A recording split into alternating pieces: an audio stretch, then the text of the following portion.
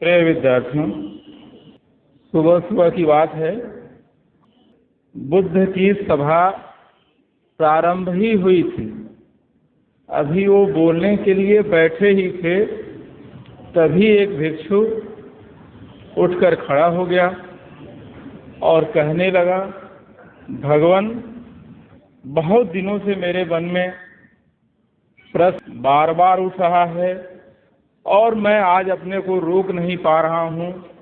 आज पूछना ही चाहता हूँ। अगर आपकी इजाज़त हो तो मैं पूछ लूँ। बुद्ध ने कहा कि इसमें इजाज़त की क्या बात है।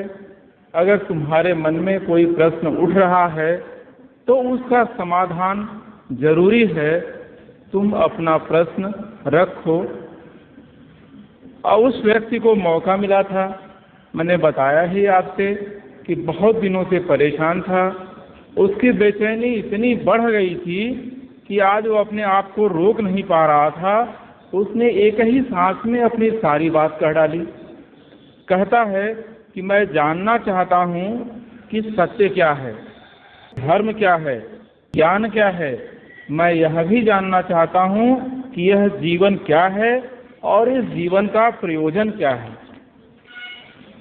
और इसकी प्राप्ति का सरल रास्ता क्या है। कि मैंने आपको बताया, उसके मन में जो प्रश्न था उसको एक सांस में ही रख दिया। बुद्ध कहते हैं, ठीक है, तो आज की सभा में तुम्हारे इन प्रश्नों का समाधान ही हो जाए।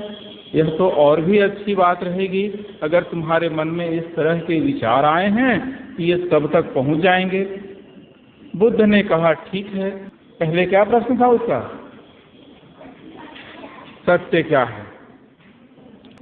उसको बताने के लिए बुद्ध क्या करते हैं, जिस आसन पर बैठे हुए हैं, जैसे जमीन पर उनका आसन है, उस पर कुछ बिछाया गया है।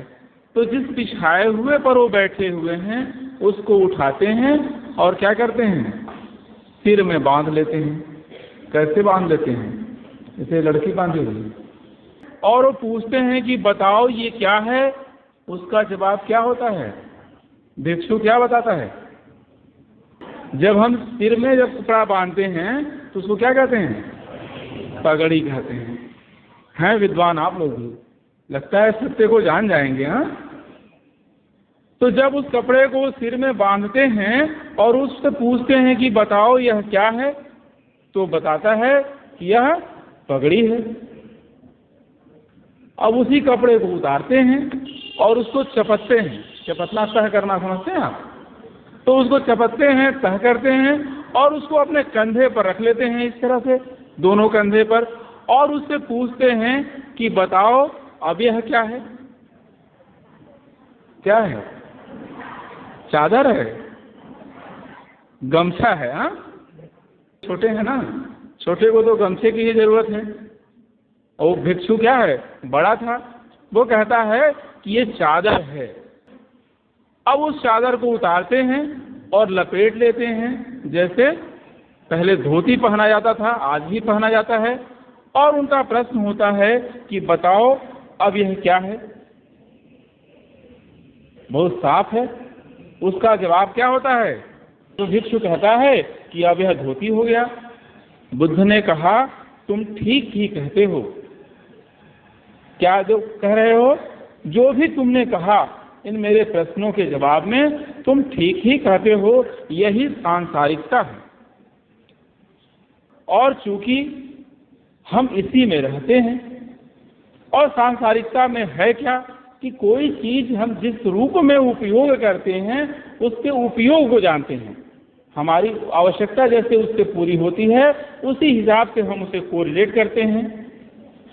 तो तुमने जो जवाब दिया वो जवाब में कहीं कोई गलती नहीं है, सत्य है। लेकिन इस सत्य से पहले जो सत्य है वो है इसका कपड़ा होना, जिसको तुम पगड़ी कह रहे हो, जिसको तुम चादर कह रहे हो और जिसको धोती कह रहे हो। इसका सत्य ये है कि पहले यह कपड़ा है, फिर बाद में पगड़ी है, चादर है और धोती है। लेकिन इसका सत्य होना क्या है? कपड़ा होना है। सांसारिकता क्या है? हम किसी भी चीज को उसकी उपयोगिता या फिर अपनी आवश्यकता के अनुरूप समझते हैं, जानते हैं, देखते हैं। जबकि सत्य कहाँ होता है? सत्य उसके मूल में छिपा होता है। कपड़ा होना सत्य है, पगड़ी होना, चादर होना और धोती होना ये बाद की बात है। अब हम किसी तथ्य के मूल में जाते हैं तभी हम सत्य को जान पाते हैं, सत्य को समझ पाते हैं, सत्य को पहचान पाते हैं। सत्य को जान लिया ना आपने? जब तक हम किसी तथ्य के मूल में नहीं जाएंगे तब तक हम सत्य को जान नहीं पाएंगे, और जब हम उसके मूल में चले जाएंगे हम सत्य को जान जाएंगे। दूसरा प्रश्न था क्या? धर्म क्या है? बहुत कठिन प्रश्न है, लेकिन देखिए बुद्ध का जवाब क्या होता है? धर्म केवल इस सत्य को धारण कर लेना है।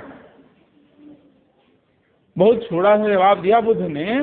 ये जो सत्य है, जो कि किसी भी तथ्य के मूल में छिपा हुआ है, उसको धारण कर लेना ही धर्म है। जिसने भी सत्य को जान लिया, उसे धारण कर लिया और आचरण में उतार लिया, समझो वही धार्मिक व्यक्ति है। इसके अलावा अलग से कोई धर्म नहीं है। जैसे कि हम धर्म को परिभाषित करते हैं, वो धर्म नहीं है।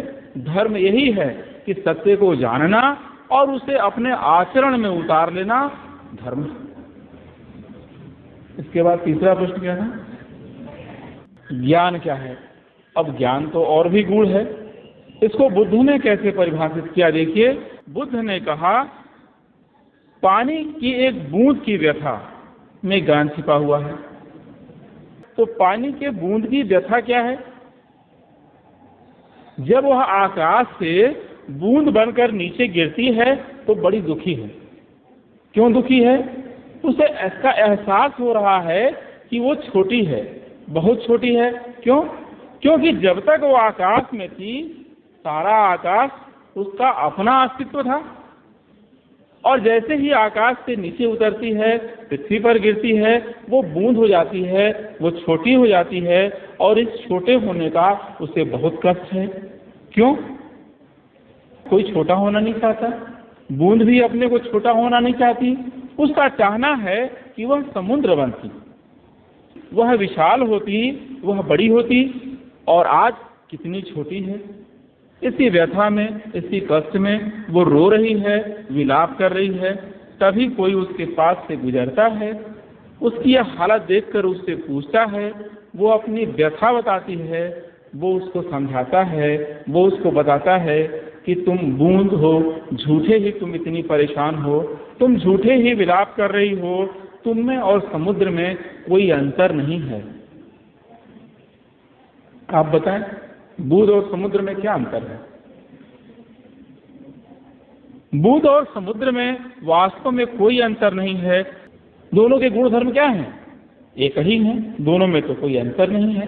तो जब बूंद के गुण धर्म और समुद्र के गुण धर्म में समानता है, कोई अंतर नहीं है, तो दोनों क्या हैं? एक ही हैं। आज बूंद है, कल समुद्र बनेगी, कल समुद्र है, आज बूंद है। तो समुद्र से बूंद का बनना और बूंद से समुद्र का बनना एक प्रक्रिया है, और उसी प्रक्रिया में यह बूंद है। तो इसमें दुख जैसी कोई बात तो है नहीं कि है। बूंद को ये बात समझ में आती है और उससे ज्ञान हो जाता है। बूंद को तो ज्ञान हो गया, हम अपनी बात करते हैं। यही ज्ञान है जो हमारे अंदर है, वही इस ब्रह्मांड में है, लेकिन हम इसे जान नहीं पाते हैं और परेशान रहते हैं बूंद की तरह। जिसने भी इस बात को जान लिया कि जो उसके अंदर है वही ब्रह्मांड में है, समझिए वो ज्ञानी है। मैंने कहा आपसे कि जिसने इस बात को जान लिया कि समुद्र और बूंद में कोई फर्क नहीं है, वही ज्ञानी है। जिसने यह जान लिया कि हमारे अंदर और इस ब्रह्मांड में कोई अंतर नहीं है, जो चीज ब्रह्मांड में है वही हमारे अंदर है, वह ज्ञानी है। और इसके जानने के लिए अंतर्दृष्टि चाहिए। आप जो भी जीवन जीते हैं वो बाह्य दृष्टि से जीते हैं। अंतर्दृष्टि से जिसने जीवन जिया है वही ज्ञानी है, उसे ज्ञान प्राप्त है। प्रश्न क्या था कि जीवन क्या है? बताइए, जीवन क्या है? जो आप जीते हैं कहेंगे नहीं, और आप क्या जीते हैं इसको आप भली भांति जानते हैं। बोलिए, दाल रोटी खाना है ना, थोड़ा चावल चाहिए, ऊपर से चटनी चाहिए, मिठाई मिल जाए तो कोई बात नहीं। अब क्या है, यही जीवन है। या साफ सुथरा कपड़ा पहन लीजिए और बैग लटका के चले आइए, स्कूल पहुंच जाइए, पढ़ लिख के खूब पैसा कमा लीजिए, ये जीवन है। जीवन को बुद्ध ने परिभाषित किया कि हमारा यह जीवन वास्तव में प्रकाश और अंधकार के बीच चल रहा संघर्ष है। आप गौर करें, बहुत गूढ़ बात है। ये पूरा हमारा जीवन क्या है, बस इन्हीं दो के बीच संघर्ष है, प्रकाश और अंधकार के बीच संघर्ष है। जब प्रकाश होता है तो हमें लगता है कि हमारा जीवन खिल गया, और जब अंधकार होता है तो हमें लगता है बस अब इससे बुरी बात कोई हो ही नहीं सकती। प्रकाश जब जीतता है तो इसका अर्थ समझ में आने लगता है, यही मुक्ति का मार्ग है। और जब अंधकार जीतता है तो हम किम कर्तव्य विमूढ़ हो जाते हैं, हमारे अंदर द्वंद्व उत्पन्न होने लगता है, हमें कुछ सूझता ही नहीं, हमें कुछ समझ ही नहीं आता, और हम बेचैन हो जाते हैं, परेशान हो जाते हैं। क्यों? क्योंकि हमें फिर इसी द्वंद्व से, इसी प्रक्रिया से गुजरना होता है, और गुजरकर वहां तक पहुंचना होता है जहां हम होते हैं। आप महसूस कीजिए, सामान्य सी बात है, प्रकाश क्या है, जैसे ही प्रकाश होता है, जैसे ही दिन निकलता है, जैसे ही सूरज उगता है, आप चहक जाते हैं, सारी सृष्टि चहक जाती है, और जैसे ही अंधेरा होता है सब कुछ शांत हो जाता है। यही जीवन है। जब सब कुछ शांत है इसका मतलब क्या है, अंधकार व्याप्त है, और जब सब कुछ खिला हुआ है, यही क्या है, जीवन है। इसके बाद का प्रश्न क्या था, इस जीवन का प्रयोजन क्या है। ठीक, देखिए बुद्ध का जवाब क्या है, इस जीवन का प्रयोजन क्या है। ऐसे तो प्रश्न बहुत के रहस्यमय है, लेकिन कितना सरल और सीधा सादा जवाब है उनका। बुद्ध ने कहा जीवन का बस एक ही प्रयोजन है, वह है खोज। वह क्या है, खोज है। जिसने इसे खोज लिया उसका जीवन सार्थक है, और जो नहीं खोज पाया इसी तरह चक्कर काटता रहता है जब तक कि वह इसे खोज न ले। खोजना तो सभी को है, बिना खोजे इस जीवन से मुक्ति नहीं है, इस जीवन का अर्थ नहीं है, इस जीवन का आशय नहीं है। क्योंकि जीवन एक सिंगल यूनिट है और उसका केवल एक ही प्रयोजन है, एक ही कार्य है, एक ही उद्देश्य है कि वह अपने को खोज सके। जिसने इसे खोज लिया उसका जीवन सरल हो गया, सहज हो गया, और उसे जीवन जीना आ गया। तो बुद्ध की बात थी, लेकिन मेरी सलाह है इस जीवन की खोज में। आप पानी तो जान ही रहे हैं, पानी के स्रोत क्या क्या हैं बताएं।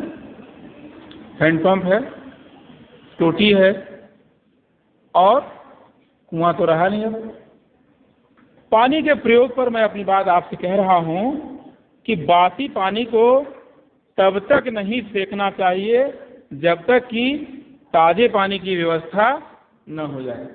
रात में बाल्टी में पानी भर के रखे रहे हैं, सवेरे सवेरे गिरा दें कि टोटी में पानी होगा, रात में मोटर नहीं चला और तब इंतजार करते रहिए। हैंडपंप का पानी भाग गया, बस हैंडपंप चलाते रहिए। बासी पानी को मत फेंक दीजिए इस भ्रम में कि ताजा पानी मिल जाएगा, और ताजा पानी नहीं मिला। आप समझ सकते हैं बिना पानी के क्या होगा, बिन पानी सब सुन। यही जीवन की स्थिति है। जो आपको मिला हुआ है, जिस रूप में मिला हुआ है, अगर आपने उसका समुचित उपयोग नहीं किया,